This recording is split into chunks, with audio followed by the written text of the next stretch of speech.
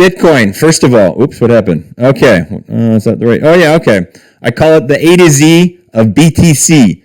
BTC is just the acronym, the short handle for Bitcoin. What we want to do is just give you guys the fundamentals, the basics, right? I'm imagining you haven't heard of this thing really before, and then we're going to ladder it all the way up to the whole point, not the point, but the big tagline that we put out there. Okay, it's real. It's not just something we were trying to get your attention with. It's real. I'll talk to you guys about that at the very end. So we're going to go through the A-to-Z of BTC. We're going to start out with what is it, who made it, why is it everyone's talking about this thing, why it's like digital gold. We'll talk about the difference between Bitcoin and blockchain. We're going to talk about the technology adoption life cycle, and then is this something we want more of in the world, right? That's really the most important thing to decide here. Finally, okay, well, what do we do about it? Okay, so anybody, we got comments? All right, we're going to go through this really quick. And again, this is just to give a big overview. If you got questions, of course, post them in the chat. I encourage you to do your own research. There's this thing called Google. You can go on and you can kind of find like everything. It's pretty cool. All right, let's get started here. What is Bitcoin? It was created. This is the interesting thing, right? We're in a very interesting time right now. The things that get born out of these times, people get super creative when you get, constrained sometimes, or you're frustrated by something. That's good energy to use. So during the 2009, right, some of the banks, especially in the United States, they weren't doing things very well, and things didn't go so well in 2009. Out of that, some guys, this stuff had been around for a while, but a group or an individual, it could be a man, it could be a woman, we don't know, but an individual by the name, or a group or an entity, let's call it, by the name of Satoshi Nakamoto, created this thing called Bitcoin, published a white paper. You can go and look it up. This thing's all out there, right? It's very publicly known. You can go and Google it. You can go and find it. This entity created Bitcoin and put it out to the world, and they set up a super fun game that we're all playing now, and they did a brilliant job with this, and they only kept a very small part of it, right? It's not like this person or people are have some devious plan to take over everything. They can't. They've only got 5%. They wanted everyone else to participate, to benefit from this thing. This is a gift to the world, in my opinion. So another way to think about this, and I'll get more in the detail, but this is bank-free internet money. It's digital currency, and it's peer-to-peer, right? I can transact directly with you from my Bitcoin, my wallet, to your wallet, and doesn't need to go through anyone else. That's it, you and me, right? It's like the old days. If you sold me a horse and I was going to give you some gold for that, it was just between you and me. We would do that. Now Bitcoin helps do that thanks to technology. I can do that to you, and you live in Pakistan. So it's quite easy now. So it's global. It's decentralized, right? It doesn't require banks. Not all the banks like this. Banks make a lot of money. But there's other reasons, other ways that banks can help in this, right? You still need banks to maybe store it if you want. We'll talk about that. But this is what it is. It's decentralized. No one owns this thing. It's owned by the users, right? It's not controlled by governments or in banks. Governments and banks control your money. Wherever you live, the governments and the banks control that currency. But in Canada, it's a different currency. And now we all got to do this exchange. And if you travel, like I travel a lot, it's kind of a pain in the butt. I got a whole thing full of all these different bills that I can't use anymore because I had traded them in. Anyways, this solves a lot of that because it's a global currency for everybody. Let's see. So, and it's controlled and verified by the people that use it. It's transparent. There's a ledger. There's I'll talk about that in a second, but you can see all the transactions. You don't know whose they are, but everything's transparent and it's owned by no one. There's thousands of computers decentralized that take care of this thing. So no one big computer can get taken down. Very, very intelligently designed. All right. One of the easiest analogies then, okay, so Bitcoin, it's a software, it's some hardware, it's some computers, it's some code, it's a decentralized monetary system. Think of it for now like digital gold, okay? That's the easiest analogy. With gold, well, what do? You got to go and find it.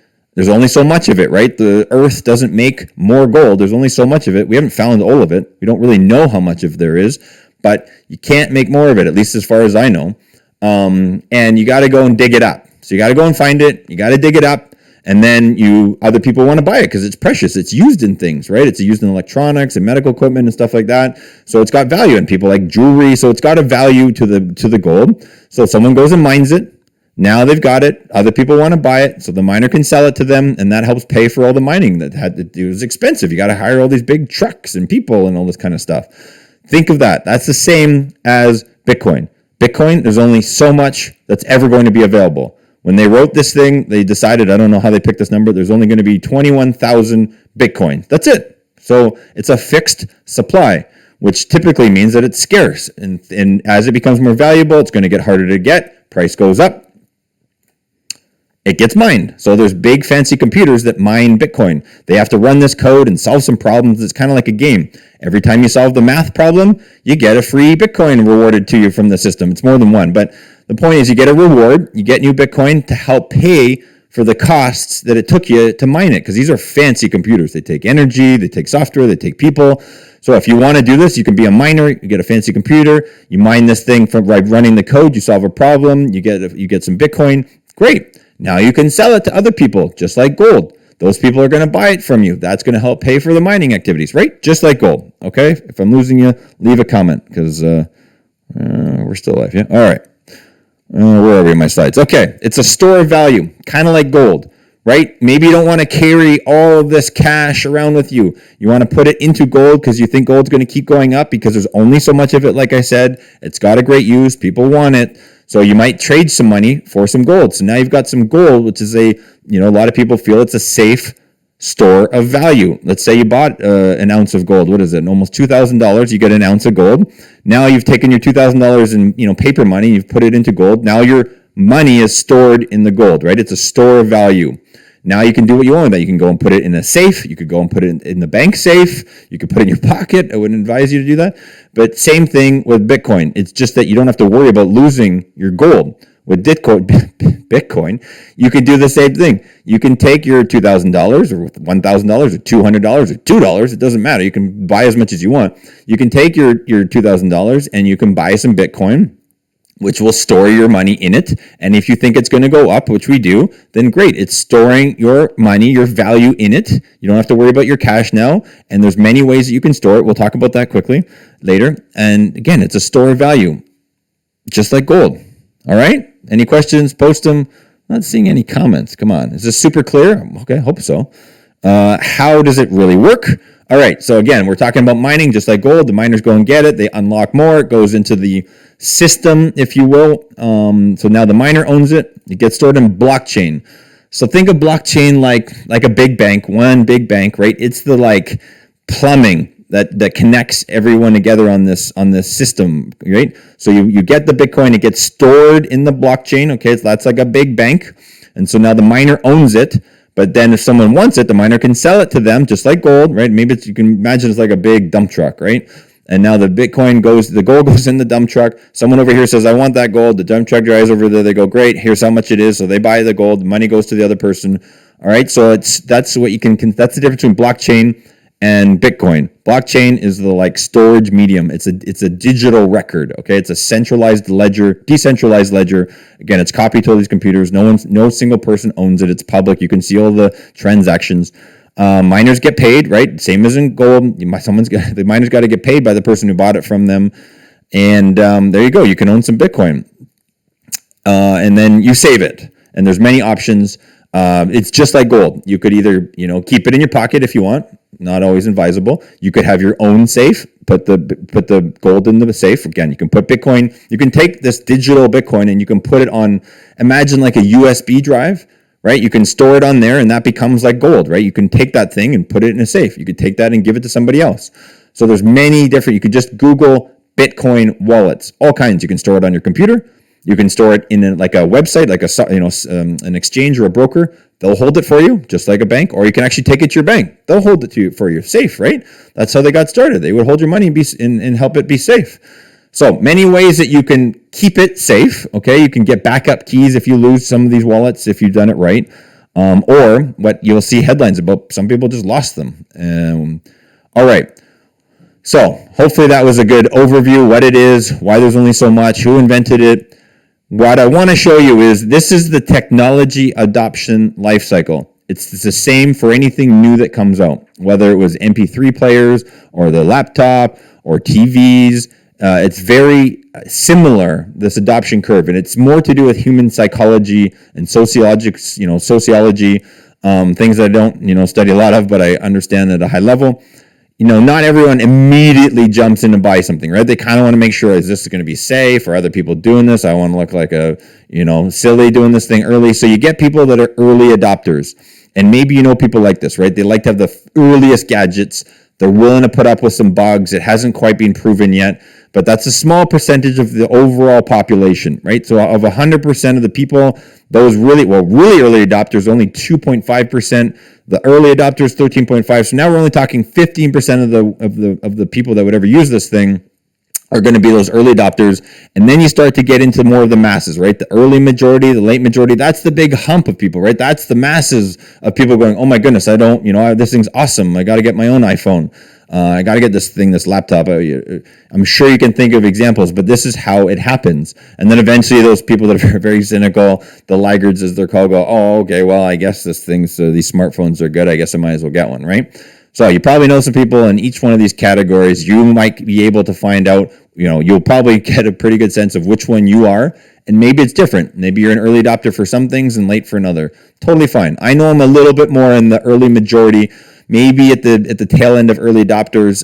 For some things, I don't necessarily want to waste a bunch of time figuring something out. So that's the adoption life cycle. The key point here is this is where Bitcoin is. I don't know if you guys can see my pointer. Oh yeah, I can put it right here. Bitcoin's over here still.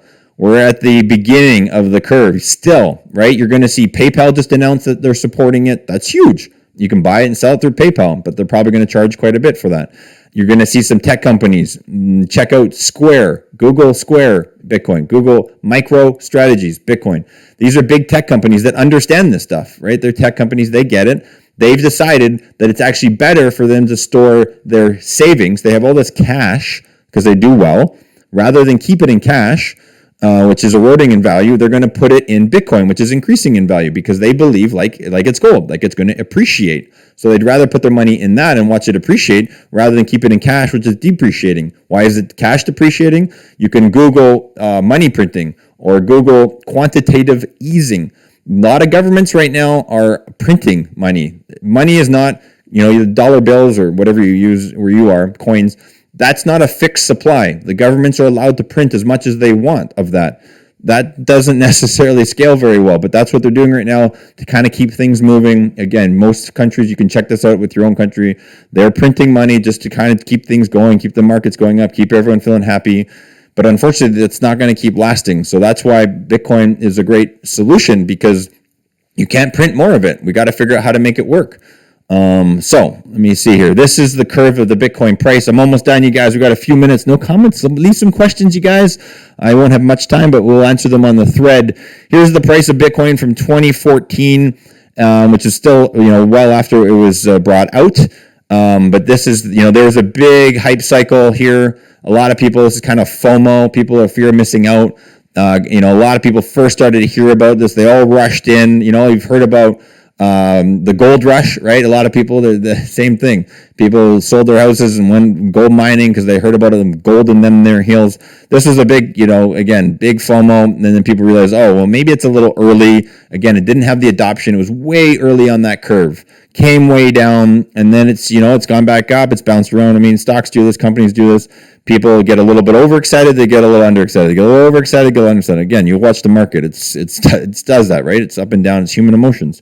And but you'll see right now it's coming back up, and I'm not going to give you specific stock pricing advice here, but again, we're just wanted to show you guys what this looks like over time. Okay, last point. So, Ryan, how does this help put an end to war? Here's the thing. To go to war, it's expensive. It takes a lot of people. It takes a lot of equipment. It takes, tanks and planes, and these things are getting really expensive. And unfortunately, guns and violence. And I'm not a fan of violence, but it's expensive. Historically, governments would be able to print money, right? Because they can. So they would make up money and they would buy the things they need to go to war, and that's how they would afford it, right? Money's super expensive. Go look at how much some of your countries spend on war. It's huge. United States, it's a huge amount of money. So they can make their own money up, they can buy all this stuff, and then they can go and beat up a bunch of people with that. Well, guess what? If Bitcoin was here and now, then you can't print more. There's only so much of it. So the government's got to figure out what to do. And they can't go to war because they can't print more money to make more stuff to go to war. So they're kind of stuck. They could try and tax everyone in the country, but everyone in the country is probably not going to be so happy about that. So that's one thing that we love about Bitcoin in the future is governments can't print money to go to war. And Bitcoin right now is kind of like the internet was in the 90s. I don't know how many of you remember dial-up internet. I do. It was painful when the internet first came out. Well, Bitcoin's kind of like that right now. It's still, well, it's better now. It's not dial-up, but it's getting better. But imagine in the 1990s, you had a chance to buy just even a tiny piece of the internet. That would have turned out pretty good in terms of how valuable it is now. That's what we're suggesting this is like. So I'm a little bit longer than I normally go here. Good question, Lynetta. Before I go into next steps, some of the governments are getting on board in terms of just creating digital currency. So they're taking their bills and making them digital, which is smart. You don't have to waste paper and trees and stuff like that. But in terms of instead of a decentralized currency like Bitcoin, a lot of governments are not happy about this because this does affect the way they've been doing things. Banks don't necessarily like this because it affects the way banks make billions of dollars. They don't necessarily like this. So this decentralized platform that any one of you can go and buy right now and participate in and be a part of this future, not all governments like that, right? They like to have their way, their safe, their comfort. So yes, not everyone's reacting to it positively and favorably.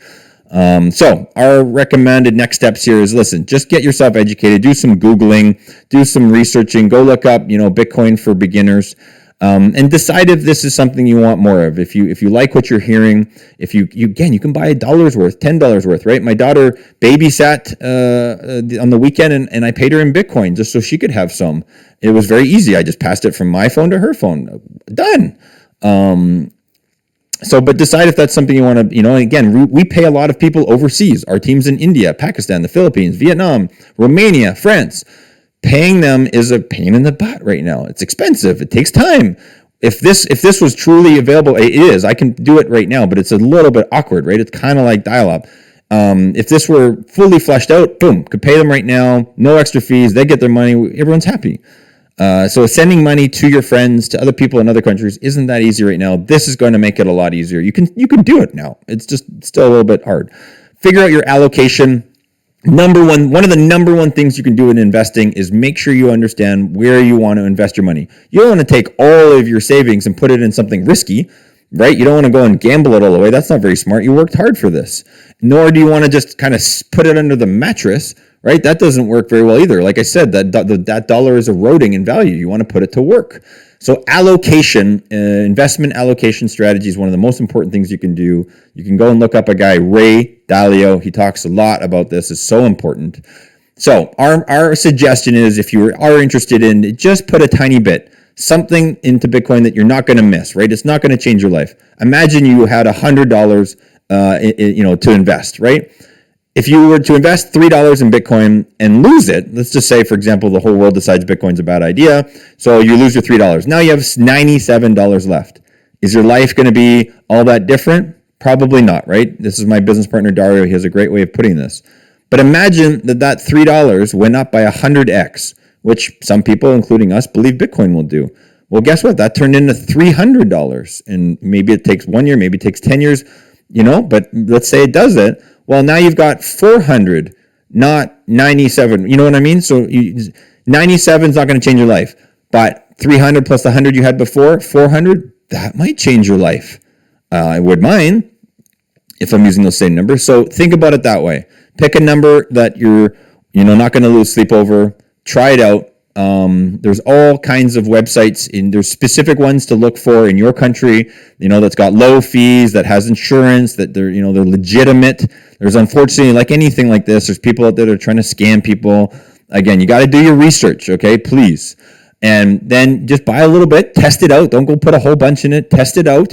Again, if this is going to go up by 100x, you don't need to go racing in. There's still lots of opportunity here in time.